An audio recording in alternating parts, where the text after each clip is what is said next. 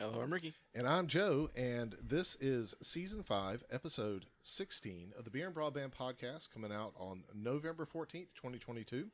We're going to get right into it. We're going to be talking about the Gteat'er Pumpkin by Heavy Seas Brewery. It is a pumpkin ale brewed with pumpkin and spices, aged in bourbon barrels. And you know that I love to experiment with my brews. So I did an Oktoberfest recently. Brew, and I was going to like kind of compare the two because both of them had like pumpkin spice notes to them, but unfortunately I got sick and I didn't get to get it done. So instead we're just going to talk about this beer. So what they say in their copy on here is, as fall approaches and thoughts turn to Halloween, we roll out the Gteat'er Pumpkin, a copper ale, with notes of vanilla, oak, pumpkin, and flavors of autumnal spices. Autumnal. 10% ABV. Okay. All right. This is really not bad. This is not perfect in my mind. I've got some critiques on it. But, you know, we've done a couple different pumpkin things over the years. This is up there. Yeah. This is brewed well. It's got that pumpkin flesh flavor.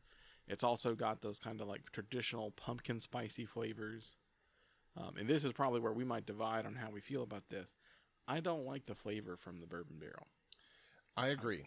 Okay. I don't think it. So even though that's normally my thing, like I'm like, oh, bourbon barrel, that buttery note, that makes it taste kind of off, because it doesn't meld really well with pie. it. If it was a more pumpkin pie flavored thing, the spices came out more. We had more of that baked pumpkin kind of flavor to it. The bourbon barrel would, I think, meld better with it. Yeah, that's actually exactly what I was going to say. Is I want this to be a little bit more in the pumpkin pie direction.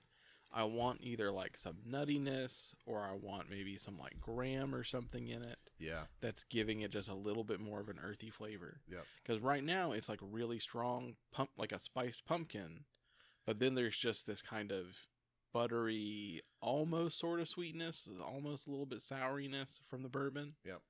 That like is good. Like that flavor by itself, it's not like they've not done a good job imparting that bourbon flavor. It's just that those flavors don't marry together perfectly. You're correct. But at least, you know, as far as like my assumption, this would be for someone. Someone would love this.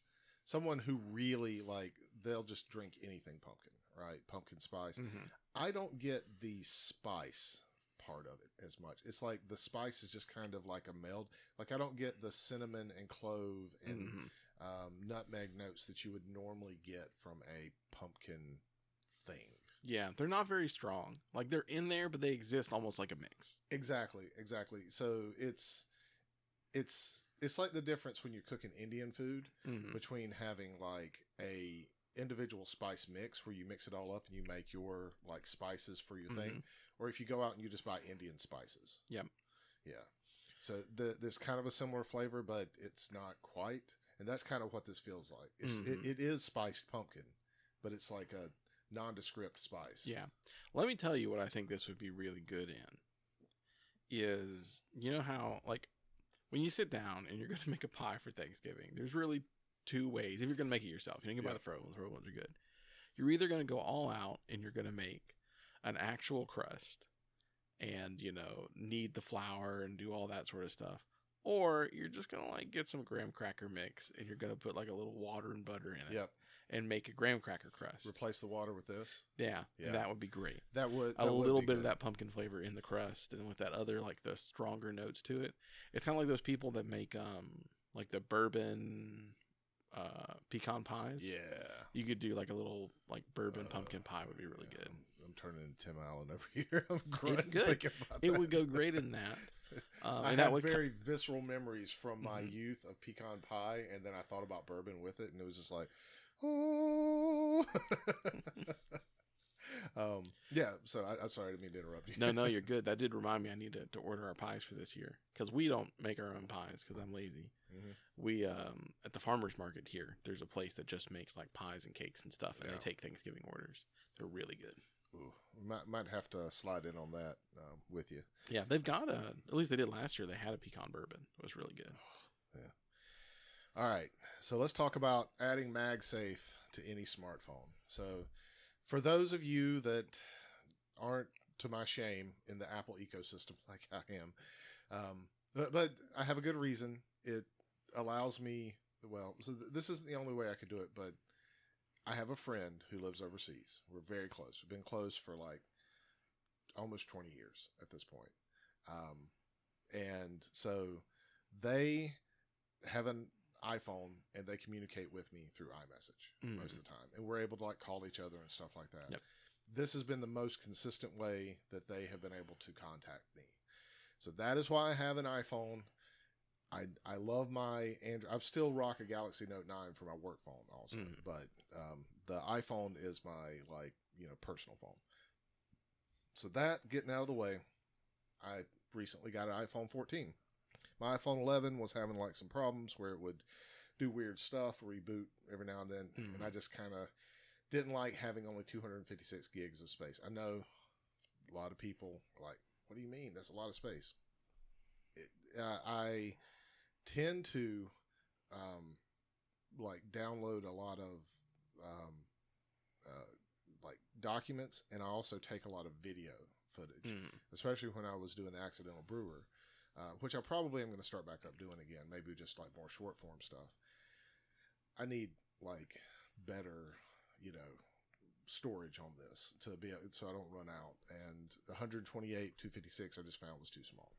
So reasons that I have a larger phone, reasons that I got my new phone, but with that I got MagSafe. Okay, not going to review the iPhone 14. There's plenty of those reviews out there. We talked about the iPhone 11. I feel like I wouldn't have anything to contribute to that, but the MagSafe like thing is actually kind of cool. That it's built in and there's a whole ecosystem around it. That it locks you into an iPhone is kind of stupid, but there's a way around it. You can actually add MagSafe to other things. Yeah. So I have my iPhone 11. I was just looking around, saw that you could just buy a case that enabled it to use MagSafe. Okay, bought it, have all my MagSafe accessories, and if I ever want to go back to that phone for some reason, use as a daily driver, I have a backup that can use all my like wallets and charging pucks and things like that. Now it doesn't charge as fast, so it's I think max 7 or 9 watts for like charging, and the iPhone 14 does like 10 or 14 or 12 watts. Don't quote me. I know the iPhone 14 charges faster than the other one, but you had some thoughts on it when I showed you, so I'd love for you to like kind of like talk about this stuff, and then I'll kind of finish up with my thoughts on it. But that's the rundown. Yeah. It feels like to me that they've just married one incredibly mundane thing with one cool thing and tried to make it all seem like it's cool. Like, I love the wireless features, right? Like, I love that I can wirelessly charge something. I think on this podcast, like 2-3 years ago, I took the stance, why do you need wireless charging? Yeah. And I think I still take the stance you don't need it. But now I have a wireless charger, I had for a couple of years. And there is something very convenient about just being able to put my phone on a little wireless charger, and then boom, it'll charge. Even if it is much slower than if I had the cable, because I can always just pop the cable out and plug it directly in if I need to charge fast. The thing with me is I like that there's these little magnetic accessories. All the wireless stuff is cool, but it's just a magnet. Yeah. Like, I've had magnets in my phones for years because I just put them in the case. And I buy pretty strong magnets, and it doesn't affect the components any if you get the right type. And you just pop it on, and anything can connect to the back of my phones. I've got stands for it, I've got accessories for them that don't have to go through some Apple something or some other branded company thing, because it's a magnet. Yep. So on one end, I'm glad to hear that they've got a lot of these nice wireless features, because they are nice. Yeah.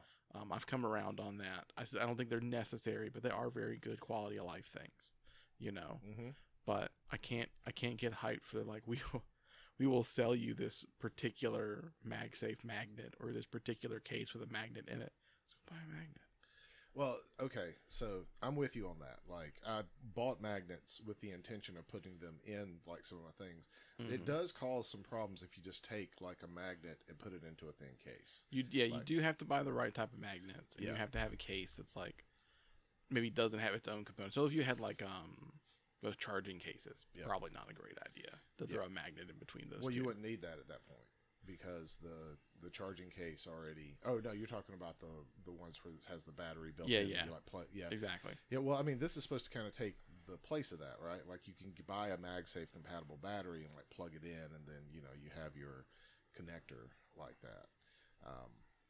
I think the wonkiest thing about MagSafe is that it's touted to be able to like securely hold like a wallet or something like that. Mm-hmm. And okay, I have a wallet stand that goes with my thing. That's really great, but it falls off all the time. I'm not like I make sure I have both things in my pocket. Not I just feel the phone, you know. Which I mean, it's kind of like that lady that lays down in the net over the gorge and she didn't zip her pocket up and her phone just falls out. I mean, you if you're depending on something that's magnetic to hold your especially something that you can take off by your hand, right, to hold your phone and wallet together, you probably should rethink that. The features that I like about it is, well, in one compact thing, I have both things attached together. They don't kind of flop around, so like it kind of keeps it more together. I like the stand aspect of it. You know, I can set it up, put it in portrait mode, and I have like an elevated stand, or I can like lay it on its side, and it's, you know, when I'm laying in bed, it's like that.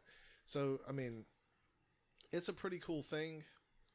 The fact that it was like $10 versus the $50 or whatever that Apple wants to charge for their MagSafe wallet thing or stands or whatever, that sold it for me. I'm totally cool with that. Like $10 for a little accessory for a phone. Cool. But overall, MagSafe is kind of a meh, you know. Yeah, it's the marketing part of it that gets me. It's like, just advertise, hey, we have all these great wireless potentials, all these things that can, you know, we can talk to your phone with. Also, magnets are a thing. So, I mean, if you wanted to hook them together, who cares? Like, exactly. Don't make because we talked about this before. I was trying to wrap my head around this. It's like, so what proprietary magnet technology do they have that's allowing this? And it's like, no, it's just a magnet. Yep. It's just a magnet and wireless. It's the iMagnet. Well, the iMagnet, the iSafe, has to be aligned with the Qi charger in order for them to work together. So there is some like chicanery there. It's not as easy because you have to know where the Qi charger is in the phone that you're doing. But you can just add this functionality to any phone. Android phones can use it. Older iPhones that have wireless charging built in, or hell, older iPhones that don't have any wireless charging built in, but you just wanted to be able to have like the MagSafe accessories connected to them. They'll work with it too. You just put a magnet on the back and it'll work. Now it does have to like align certain ways, and so there's rules for it. Yeah. But you can use any of these accessories with anything, which that's the next thing I'm going to do. I'm going to take my Galaxy Note 9 and I am going to Frankencase a MagSafe connector onto it, and then I'll be able to just like swap between phones whenever I don't need my other phone. Okay. You know? Yeah. So, yeah. Let's talk about Microsoft dropping the Office brand for 365. So Office 365 is their subscription service. It is not terribly expensive per month for the average person to be able to use it. It's still kind of crappy, but it's really the only way that you get all the features of their Word and PowerPoint and stuff like that. And it's really more designed for like businesses like small to medium businesses that want to be able to use this thing. They can buy like seats, and then they get like certain perks and stuff like that, right? Yeah. All right. So from now on, it's not going to be Office 365. It's just going to be 365. I don't understand. Well, I mean, look, I'm not particularly against it. Why? What's the point? Your Office. You have the brand recognition of Microsoft Office. Nobody brand recognizes 365. Well, I think that's Target's brand. Like that, that's a good point. There's probably other companies doing 365. Yeah. Like, so you're like, I'm going to get me some of that 365. Like, what are you talking about? Juice or an Office product that you use on your computer? Yeah, like why? It's so weird. Like, Microsoft for decades like ran these campaigns where they're giving schools and universities free copies of Office so that all those computers had Office so that students growing up into adults knew how to use Office. I mean, that's why companies adopted it, because people already knew how to do it. And like, it was really hard to get somebody to go use some other productivity suite because they already knew how to use Office. Yep. So, but why would you drop the Office brand? Like, the product's staying the same. Like, and I guess, again, this is not a critique. I mean, maybe they've done the math. They've done the focus groups. Maybe young people nowadays just hate the word Office because, it's now post-COVID times. People won't remember what an office is or something. I don't know. I don't know what the reasoning is. It just seems a little silly to me to drop the Office your brand name. Yep. That would be like say, hey, don't call it Windows anymore. It's just called 10. Yep. Like it's Microsoft 10, which it would be Microsoft 11 now. Yeah, that's right. But yeah, it sounds like Thunk named it. me Microsoft 11. Mm-hmm. I did that way too well. M11. M11. Yeah. So I think it's going to be, instead of Microsoft Office 365, it's going to be Microsoft 365. Okay. So there would be a differentiator there. Okay. It makes it a little bit less wordy and stuff like that. I can get it. But it's kind of funny. Yeah, it is a little weird. Humorous. Maybe, and again, I'm not up to date on this topic. Maybe they are planning to bring non-traditional Office services into 365, which is why they're doing it. Don't they already do that, though? They include a lot of things with the Office 365 retail stuff. Like, I think you get a discount on, like, Xbox Live or Game Pass or something like that. Yeah, so that's what I was thinking. Like, maybe they're trying to evolve it into more of a Microsoft-centric ecosystem instead of an Office ecosystem. Possible. They're trying to reach out to the consumer, like, group of people. Well, I mean, yeah, they're probably just trying to bundle all of their software as a services under one platform. Yeah. And so it won't, and we don't want people to only think it's for Office because they might not need Word because they've got their Google Docs and stuff. Yeah. But, you get all this other stuff with 365, It's special. Yeah. Well, I hate it. It's definitely not my favorite. Yeah. And again, I think this is like last episode we talked about Twitter, so we'll know more about it in a year or two where we see what actually happens. Maybe that's a similar thing. Maybe this decision will make more sense 2 years from now when we've seen what they've done to 365. But sitting here right now, it's just like, why are you dropping the Office brand? The Office moniker. I mean, first off, does anyone use it that's not in an office setting? I don't know a single person who does. I'm sure they're out there, but it's not. Well, I mean, I use it, but I do a lot of like stuff on the side where I'm using like PowerPoint and Word and stuff like that. So I guess that is kind of an office setting. Yeah, sort of. I mean, I'll admit, I do a lot of record keeping and stuff. I do it all in like various little Google things, as long as they're not important. Yeah. I'll admit, I'll use my work computer for like things that are sensitive. But if I'm playing a video game and I'm being a nerd about it and I'm trying to optimize something, boom, I'll open up a Google sheet. I'll make a a list of stuff. I got to optimize my virtual farm. Yeah, that definitely.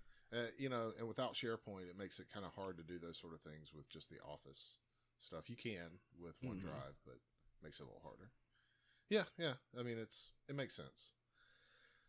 But I still hate it. Anyways, this has been Season 5, Episode 16 of the Beer and Broadband Podcast, slated to come out on November 14th, 2022.